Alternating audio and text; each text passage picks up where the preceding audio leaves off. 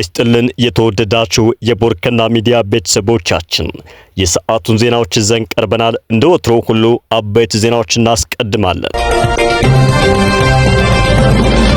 ፋኖ ተጨማሪ ከተሞችን ተቆጣጠርኩ፣ የመንግስት ወታደሮችን ደመሰስኩ አለ።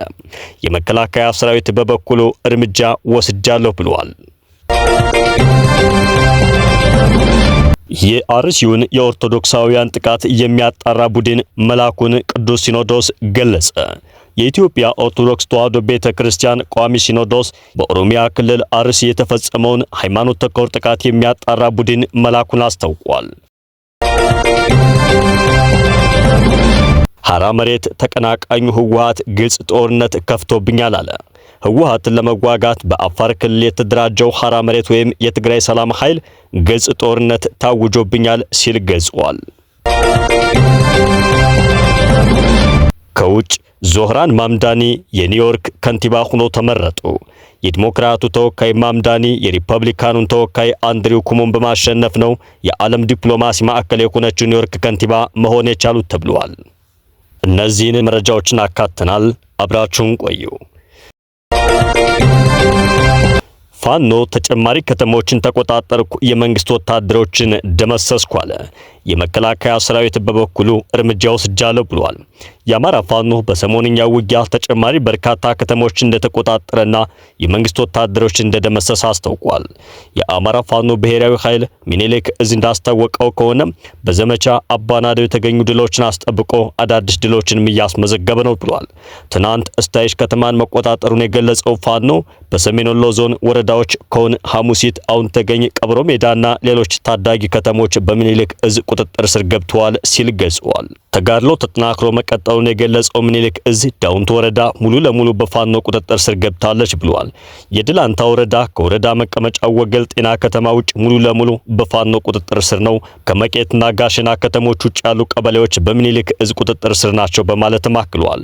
የመንግስት ሰራዊት ከዘመቻ አባናደው በድል መጠናቀቅ በኋላ በርካታ ቁጥር ያለው እግረኛና ኮማንዶ ወደ አማራ ክልል በማስገባት በሜካናይዝድና በአየር ኃይል በጀትና በድሮን ታግዞ በሙሉ አቅም ወደ ማጥቃት ገብቷል ያለው ፋኖ ሰራዊቱ ምሽግ ለቆ ወደ ፋኖ ቀጠናዎች እንዲገባ በማድረግ በአውደ ውጊያ ሞትና ቁስለኛ ተደርጓል ሲል አስታውቋል።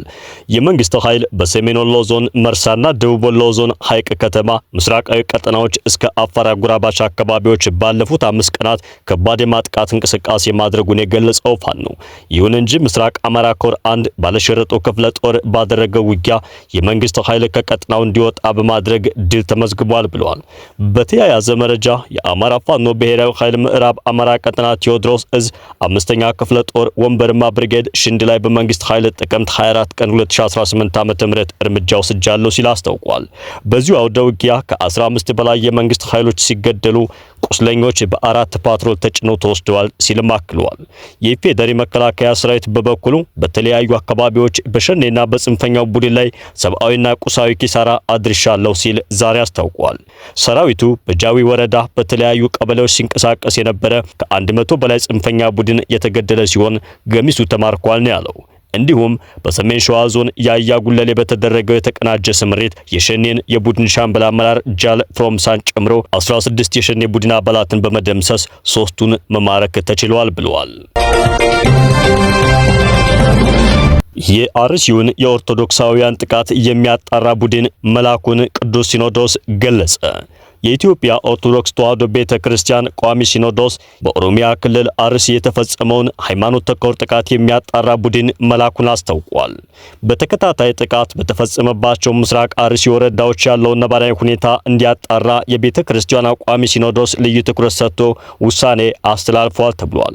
በንጹሃን ላይ የተፈጸመውንና እየተፈጸመ ያለውን ግድያ፣ አካላዊና ስነልቦናዊ ጉዳትና መፈናቀል በአጠቃላይ ሁኔታ የሚያጠና ቡድን ወደ አካባቢው ማቅናቱ ተገልጿል።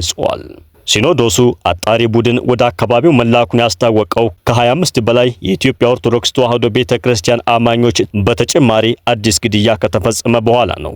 በምስራቅ አርሲ ሀገረ ስብከት በመርቲ ወረዳ አዲስ ጥቃት የተፈጸመ ሲሆን 5 ኦርቶዶክሳውያን መሞታቸውም ተሰምቷል። የተፈጸመውን ግድያ በተመለከተ የምስራቅ አርሲ ሀገረ ስብከት ለቤተክርስቲያኗ ባቀረበው ሪፖርት 5 ሰዎች ተገድለው 3 ደግሞ መታገታቸውን አረጋግጠዋል። ግድያው የተፈጸመው በምስራቅ አርሲ ሀገረ ስብከት በመርቲ ወረዳ ልዩ ስሙ ጋይ ቅዱስ ጊዮርጊስ በተባለ ጥቃት ጥቅምት 24 ቀን 2017 ዓ.ም በግብርና ስራ ላይ በተሰማሩ ምዕመናን ላይ ነው ተብሏል። በዕለቱ ከቀኑ 7 ሰዓት አካባቢ በአጨዳ ስራ ላይ በነበሩ 5 አርሶ አደር የሆኑ ኦርቶዶክሳውያን ላይ ጭካኔ የተሞላበት ግድያ መፈጸሙን ሀገረ ስብከቱ አስታውቋል። ኦርቶዶክሳውያን ላይ ያነጣጠረ ግድያ መፈጸሙን በምስራቅ አርሲ ሀገረ ስብከት የመርቲ ወረዳ ቤተ ክህነት ጽሕፈት ቤት ለቅዱስ ሲኖዶስ በጻፈው ደብዳቤ አስታውቋል። ሀገረ ስብከቱም ክስተቱ አሳሳቢ ደረጃ ላይ የደረሰ በመሆኑ ከቅዱስ ሲኖዶስ ጀምሮ የመንበረ ፓትርያርክ ጠቅላይ ቤተ ክህነት ጽሕፈት ቤት አፋጣኝ መፍትሄ እንዲሰጠው ጠይቋል። ሲኖዶሱ በምስራቅ አርሲ ሀገረ ስብከት በተለያዩ ወረዳዎች የሚፈጸሙ ጥቃቶች ከዚህ ቀደም የነበረ ቢሆንም በጥቅምት ወር በተከታታይ የተፈጸመው ግድያ የከፋ ነው ብሎታል። በአርሲ ለዓመታት በኦርቶዶክሳውያን ላይ ያነጣጠረ ግድያ በተደጋጋሚ መፈጸሙ የሚታወስ ሲሆን በመቶዎች የሚቆጠሩ ንጹሃን መገደላቸውና በርካታ ቤተክርስቲያኖች መቃጠላቸው የቤተክርስቲያኗ መረጃዎች ያመለክታሉ።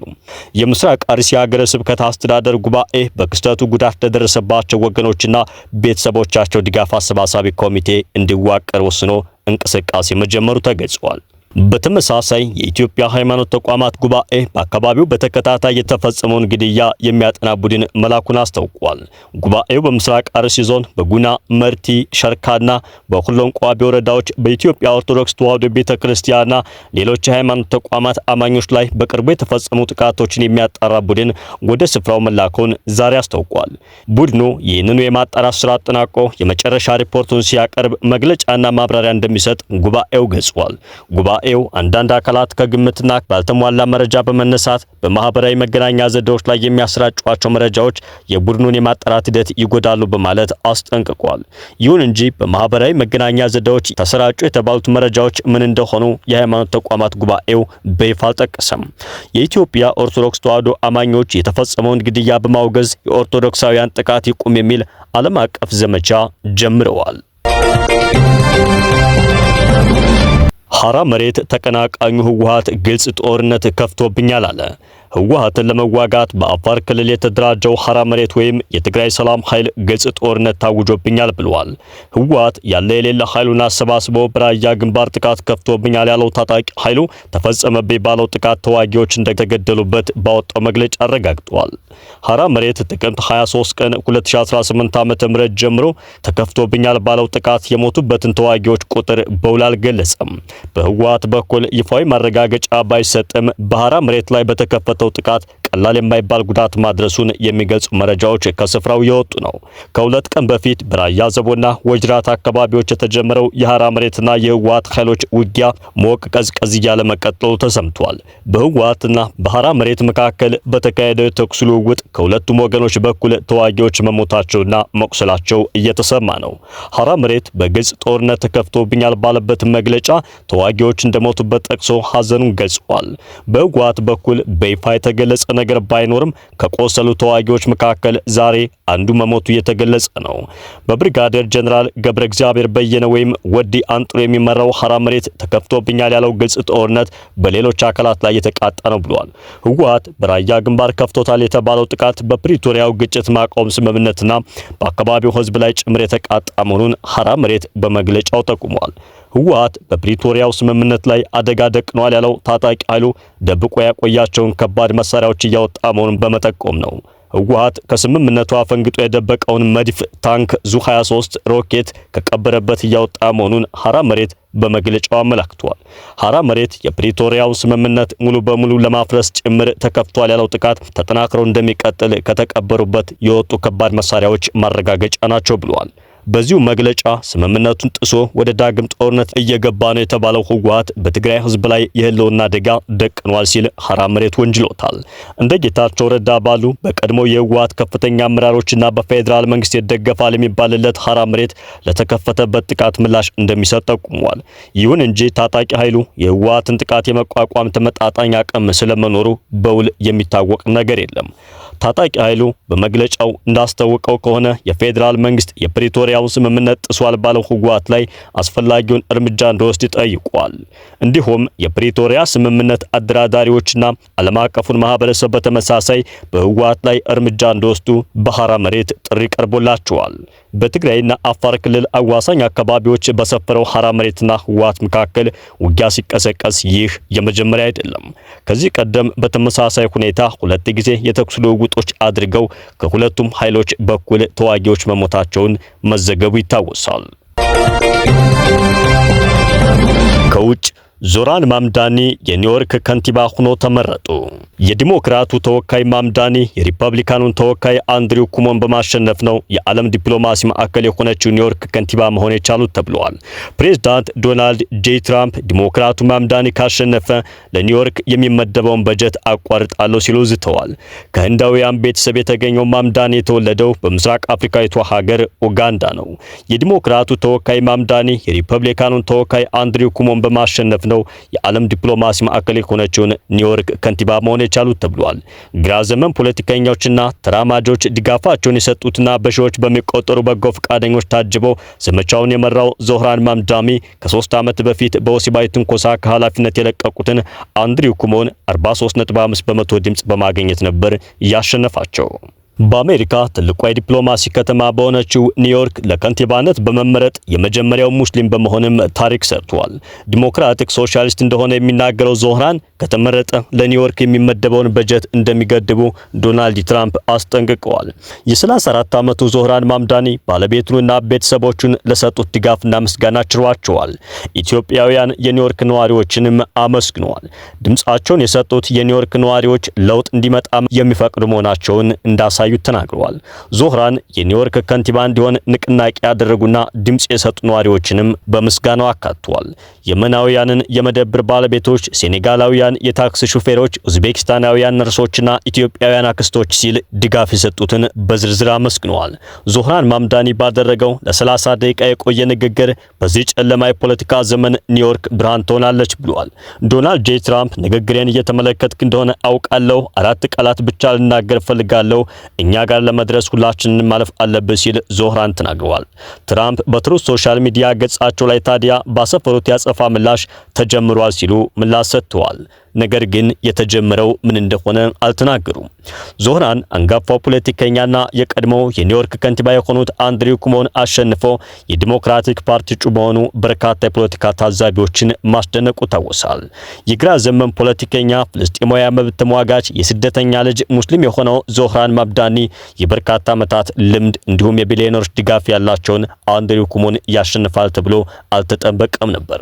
የዞህራን የምርጫ ቅስቀሳ ከ22000 በላይ በጎ ፈቃደኞች እንዲሁም በአሜሪካ ፖለቲካ ተራማጆች በሚባሉና በስመጥር ፖለቲከኞቹ በርኒ ሳንደርስ፣ አሌክሳንድሪያ ኦካሲዮ-ኮርትዝ ባሉት ድጋፍ የተቸረው ነበር።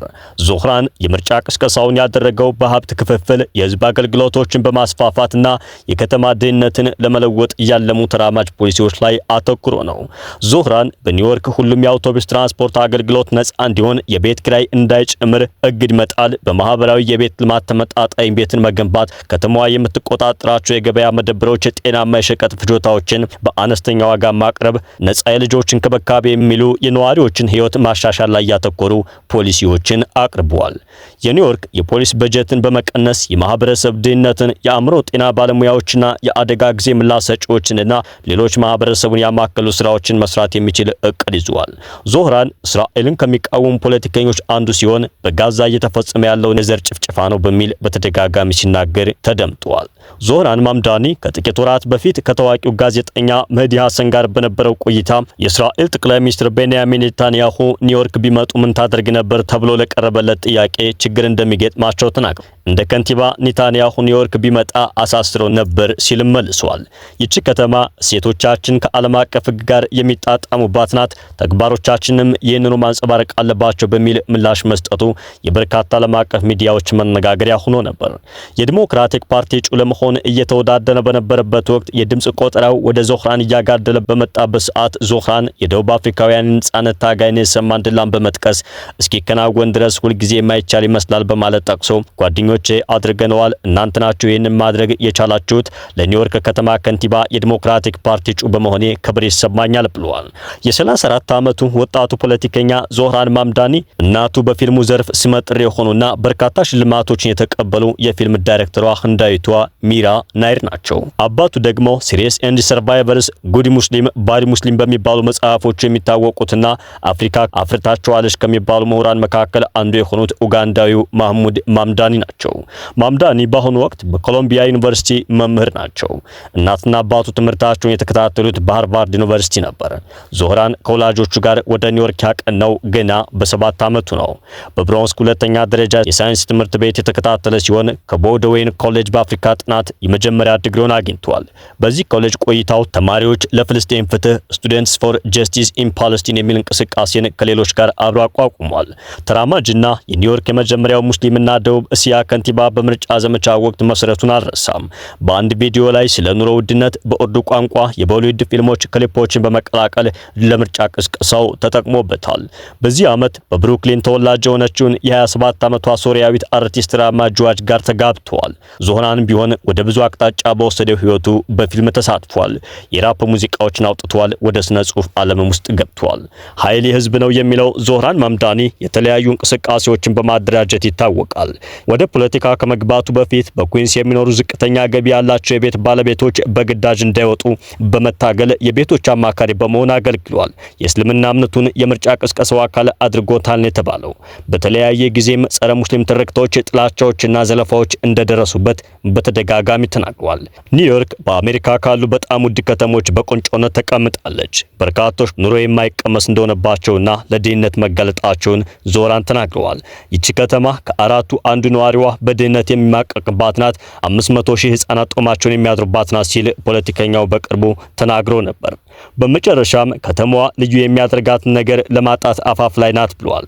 ማምዳኒ የነዋሪዎችን ህይወት ለማሻሻል ካቀረባቸው መፍትሄዎች መካከል ለኒውዮርክ ነዋሪዎች በሙሉ በከተማዋ አውቶቡሶች በነጻ እንዲገለገሉ የማድረግ እቅድን ይዟል። ሌላኛው የዞህራን መሰረታዊ የሚለው ፖሊሲ መኖሪያ ቤት ነው። ነዋሪዎች በከተማቸው ተመጣጣኝ ኪራይ ከፍለው መኖር መብታቸውን የሚለውን ማዕከል በማድረግ አከራዮች ጭማሪ እንዳያደርጉ ማገድን አካቷል።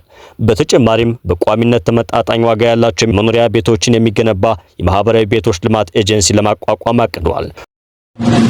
የተወደዳችሁ የቦርከና ሚዲያ ቤተሰቦቻችን የሰዓቱ ዜናዎች ተጠናቀዋል። ጤና ይስጥልኝ።